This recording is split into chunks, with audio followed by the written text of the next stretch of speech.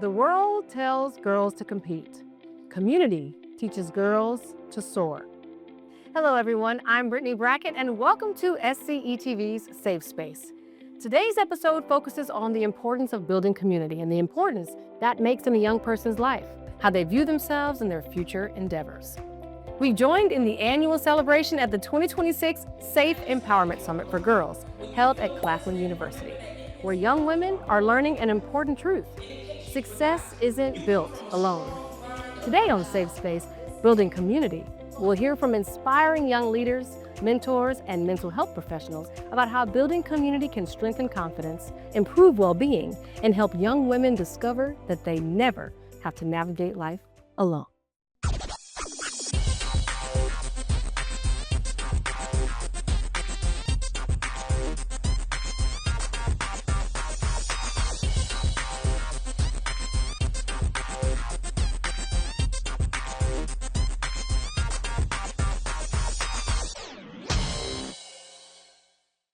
What happens when a conversation becomes a lifeline? Mental Health America of Spartanburg's May 2026 Be Kind to Your Mind event was an immense success, highlighting successful student leaders, families, and mental health advocates coming together to talk openly about something that affects all of us, mental health. For many young people, asking for help can feel overwhelming. But here, conversations replace silence. Local resources replace uncertainty, and community prevents isolation. Throughout this segment, you'll hear from students who are sharing their experiences and meet their organizations committed to ensuring that no one tackles life's mental health struggles by themselves.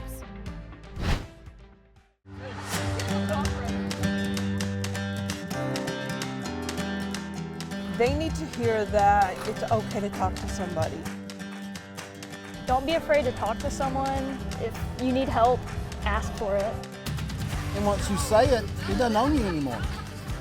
Quote, more good days together, unquote, highlights the need to work together to bring awareness and take meaningful steps toward improving mental health in our communities.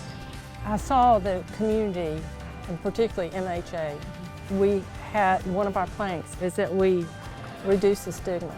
The committee came up with Be Kind to Your Mind, From Surviving to Thriving, because somebody that has mental health issues, they're barely surviving. And some of them, they can't even survive, they commit suicide.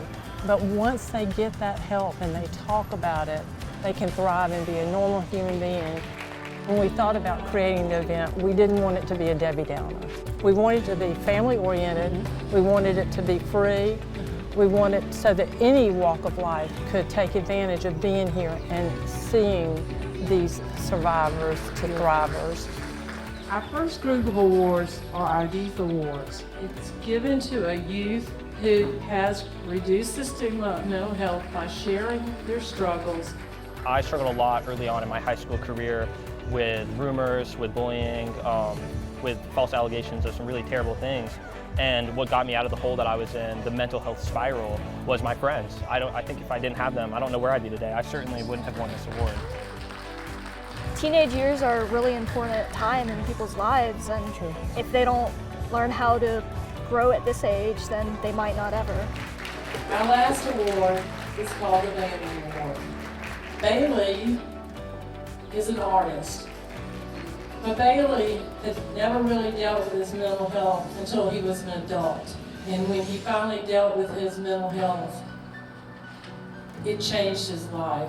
When I did the art show, I didn't mean to tell the whole world what was going on inside my head. And it just turned into this giant art extravaganza. Once I'd done the art show for a year and a half, I had people walking up and go, "You don't know me, but I saw your exhibit and I just want to thank you for being the voice for all of us." I had no idea how much of an impact it was going to have on everybody else. We do what we do to save even just one person from going through what we've gone through the last 14 years. Our story started March of 2012 when our son took his life. And from that point on, we've been a part of American Foundation for Suicide Prevention. being in a community with mental health awareness, prevention, we get to share what we know to help others. There's help everywhere, but you have to not be afraid to ask for it. And that's what this is about. I see it growing. I'd like to see a lot more people come to it. I'd like to see people come and realize that if you've got a mental health issue, that's okay. Get help. You can have hope, and reducing the stigma is so important.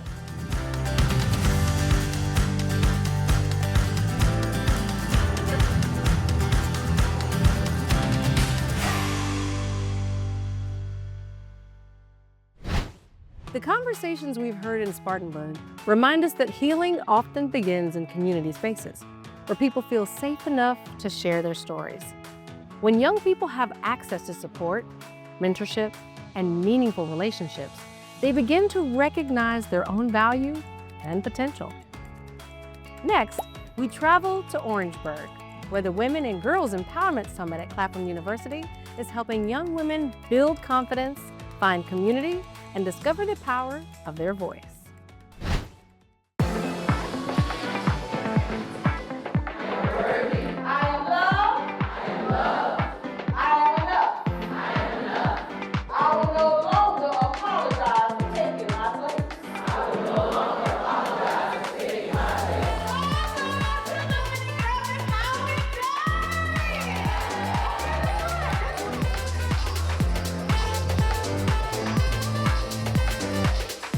This event is all about giving back to our women and young girls, letting them know how valued they are, providing them with resources, tips, and tools to live their best life, to tap into their genius that's on the inside of them, awaken those gifts and dreams on the inside of them, and also to expose them to other women that are doing great things. So celebrate with me. Let your laugh dance around the room like confetti. What you to do today is get prepared to step into your royalty. We had Ursula Robinson as our featured speaker. We had Gabby Goodwin here, entrepreneur. So now they're able to see someone from their community doing great things.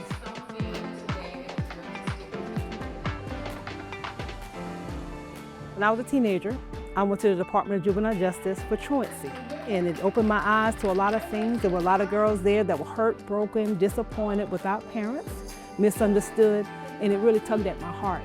And I said, I never want another young lady to go through that.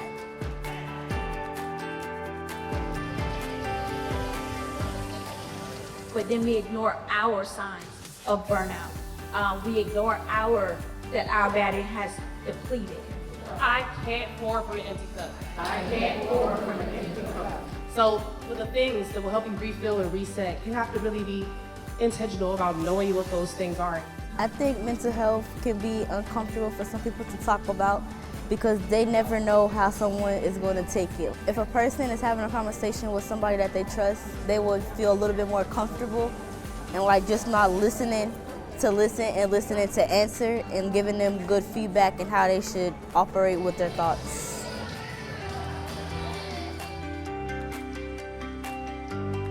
They tell you you ain't enough. Just smile. And straighten your invisible crown. Radiant girl, don't you know that you're beautiful? One thing that I've taken away today has been just to be you. So learn how to be you and be the girl who you are. No matter what, always chase your dreams. No matter what, because it's only your life and you have to live it. I would say that this is like a good experience and you should come and experience it for yourself. Yes, because you know, sometimes we have people that they And we are here to celebrate women. It was just put in my heart. I believe that that was something that God placed inside of me to give back to my community.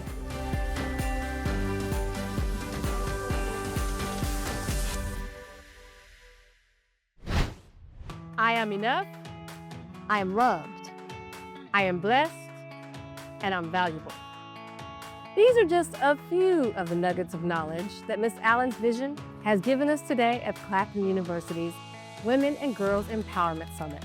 This is the third year in a row that SCETV has shown up to be able to support the community and highlight how empowerment makes a difference in young people and young women in this area.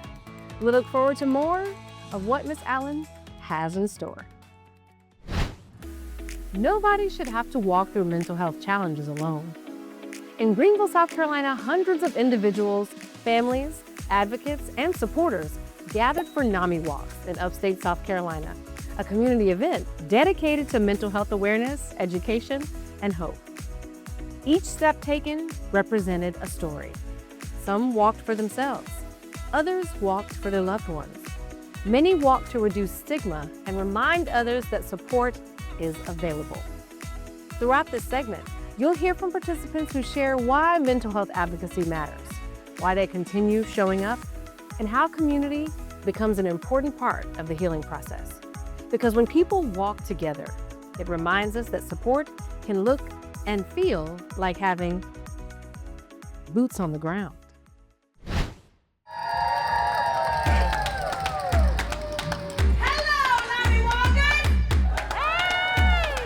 We are empowering the future. We are educating the future. I think it's very important that people are able to tell them and say that it's okay, it's a safe space to talk about these issues. Being able to be in a community with people who've shared similar struggles and just working with people to really break the stigma against mental illnesses and just spread more awareness and education has just been a really great experience. And doing it by walking, which is like often a mental health strategy, coping strategy, is great. I have a resolve that we are doing the right work at the right time for our community today. And encourages all residents to join NAMI Greenville in promoting hope, healing, mental wellness, and support for all members of our community. We are here to really do a great work by providing our cost-free programs and doing it in honor of Sergeant Ashley Munoz. We honor her by continuing the mission forward. Today we honor her by making sure that we are providing preventative intervention cost-free for our youth, for our families. NAMI Greenville, South Carolina provides no-cost programs, support groups, peer services, and community outreach while collaborating with schools, healthcare providers, organizations, faith communities, and local leaders to promote early intervention and mental wellness. We have started NAMI on campus programs at high schools to again create a safe space that our youth can convene and break the stigma, that's right, and break the stigma around mental illness and promote mental health. This is our first year, and we were able to create this Youth Advisory Board in partnership with the Dabo Sweeney Fund so that we can support our youth. Being a part of NAMI has helped my mental health so much. Just being able to talk to other people, knowing I have other people who I can connect to through my own, not even just my own mental struggles, but they're the same age as me, so being able to connect with kids my age is it's just been really helpful. Having this community with me, I'm able to help people who think the same way I do, and they know that I can confide in them and I can help them through their hard times as well. I've learned a lot from the teenagers and the Youth Advisory Board. The way they're so willing to open up about their stories and their struggles with mental health have really encouraged me to be more vulnerable with people. Our walks have grown steadily since they started in 2003, and we are now one of the largest fundraising events in the country. Yeah. So what are we going to do, you ask? We're going to continue to recruit donors, engage them, and retain them. So our support groups, our educational classes, and letting them speak, right? Letting them share their story so then they can bring in more youth. This is a necessary work. Mental health is not a reward, it is a right. And we remain committed to every step at NAMI Walks to realize our mission of mental health for all. NAMI Walks Upstate showed us that awareness creates understanding, and understanding opens the door to connection. Participants shared their stories, honored their loved ones, and helped break down the stigma that often prevents people from seeking much-needed support. Mental health affects individuals, families, schools, and entire communities. But when communities choose empathy, education, and advocacy, healing can become possible.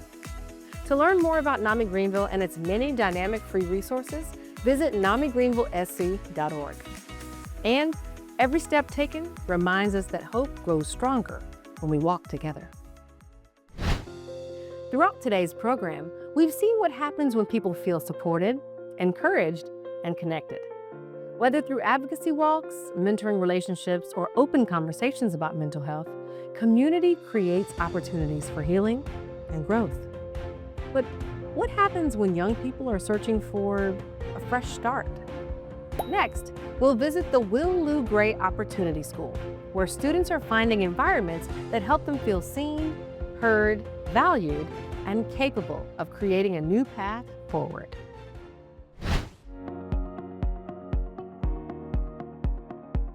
My safe space here at Will Lou Gray would be the JRTC, because being in JRTC, it feels like family. Reading was actually really good. I genuinely love reading now. And I feel one that's more productive, more safer. Will Lou Gray is an amazing safe space for adolescents. We provide them with all we can to make them feel safe and secure from an outside world standpoint. When I turned 5 was when things started changing kind of drastically really quick. So that's when my older brother passed, my mom and my dad got divorced. I didn't really have any really good coping mechanisms. I was especially being 5. So growing up in elementary school, I would have a lot of anger issues. I used to get in fights with older kids and stuff like that. And then when I hit into middle school is when I was diagnosed with severe depression. And in 7th grade, got sent to a mental institution. It was only for 5 days though. And I learned a lot about myself and realized that, things could be worse than how I thought it was. That's when I gained a mindset where anytime I'm in a bad situation or if I'm feeling bad, I always think there's people out there that's going through worse than me. Freshman year, I started playing football, gained a little bit more discipline, I got rid of my depression completely. Some of the choices I was making while I was in high school were one, smoking and stuff like that, getting high a lot. It wasted a lot of time. It was fun at the moment, but then when I look back, it was I could have been doing something productive. I got kicked out of school. I was gonna go to Job Corps, but then I don't know. I didn't. My mom just decided no. She was taking me here instead. With here, I actually got to focus. I got to learn more about myself actually as well. I learned more about the real world than I ever did in high school. It's now I'm starting to prepare for stuff that is going into adulthood, me recently turning 18, that I would need when I get out there. Talking to my counselors have really helped more because especially when everything's closing in and you have kind of feels like you have no one to turn to because it's a bunch of other people your age that you just met. You don't really want to open up to them like that. And you don't have your phone, so you can't call anyone from home. So it's coming here, coming to the counseling room especially.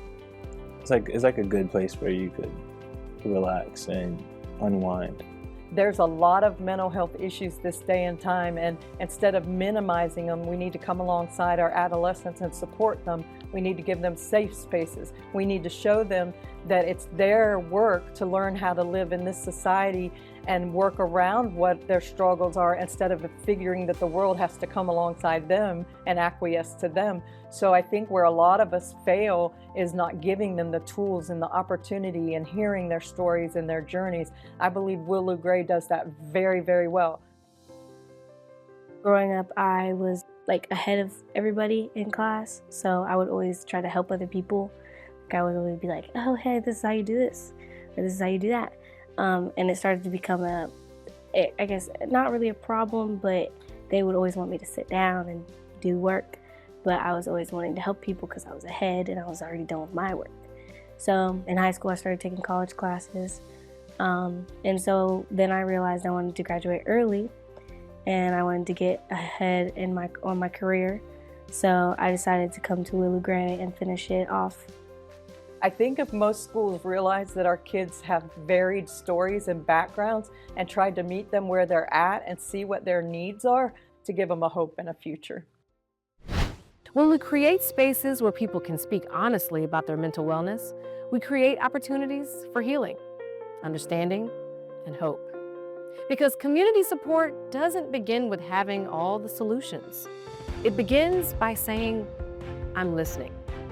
And those conversations can change lives. A basketball team has its playbook.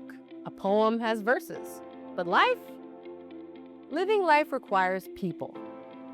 Hello, I'm Brittany Brackett, and welcome back to Safe Space on SCETV. For many young people, community can be found in unexpected places. A locker room, a classroom, a journal, or even a conversation.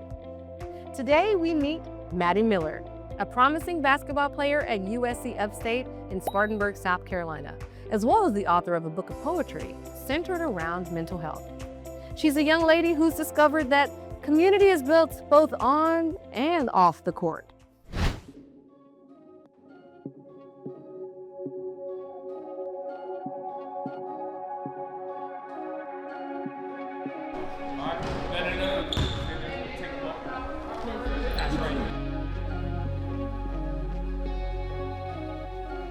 When you actually have trust within each other and like you're vulnerable, like it just like I'll have these friendships for like the rest of my life, which I think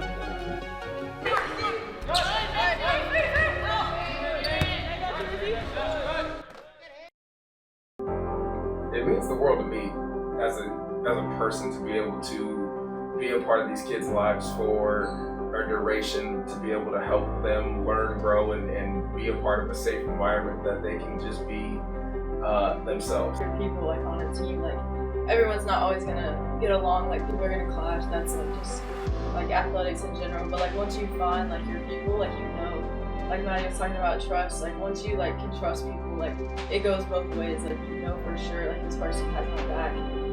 At least speaking for myself, like those like car rides to places like that are some of like I find myself like laughing the most or just like having the best memories. So I think that also really plays a part, like all those little things, you know. Produce individuals of high quality, high character that have the ability to be able to navigate this world. They need to be surrounded by the community that's going to push them and develop them in the right way. I know each and every one of these girls that are here like with me right now, like have definitely helped me through a time, and hopefully like vice versa. So I just think having your people is definitely important.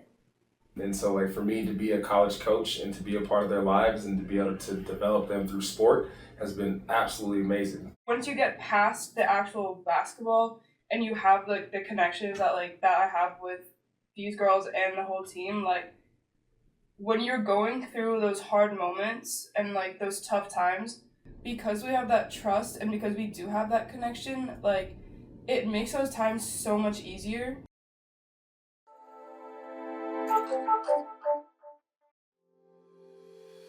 I would ask, well, who is the person that makes you feel the safest?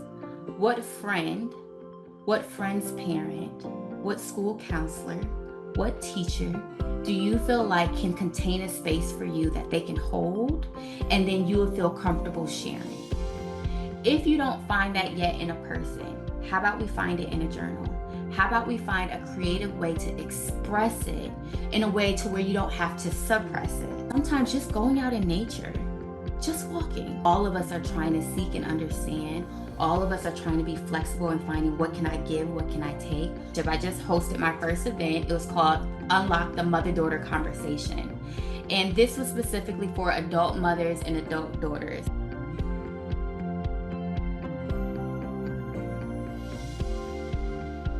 We're able to really help rebuild, fill gaps, have hard conversations, but also gain tools to work through them. My safe space is my relationship with God. It is where I feel whole. It is where I feel seen. I want to share with the teens and everyone who is a follower and member of Safe Space that you belong. From our higher power to the therapy to the community resources to back to you. You belong. Maddie Miller showed us that community can be found in teammates who become family. in poetry that gives voice to our experiences, and the courage to be authentic. And through our conversation with Dr. LaToya Taylor, we were reminded that mental health deserves the same attention, care, and support that we give to our physical health. For young people especially, the pressure to perform, succeed, and appear strong can sometimes make asking for help feel really difficult. But as we've learned today, vulnerability is not weakness, it is connection. Whether it's a teammate checking in after practice, or a trusted adult who allows you to vent, or a friend who simply asks, "You okay?" Community can become one of our greatest sources of healing, because no one is meant to carry life's challenges all alone. I'm Brittany Brackett, and thank you for joining us for Safe Space. Until next time, continue building community, continue checking on your strong friends, and remember that asking for help is one of the strongest things a person can do.